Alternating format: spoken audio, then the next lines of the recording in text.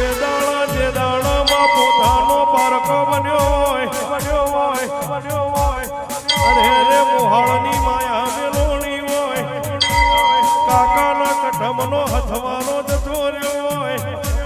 ભગવાનો એ જે દાડો હંગાત મેલ્યો હોય એ દાડો મારી લીલા મેવાની જહું એ હાથ ચાલ્યો હોય ભાઈ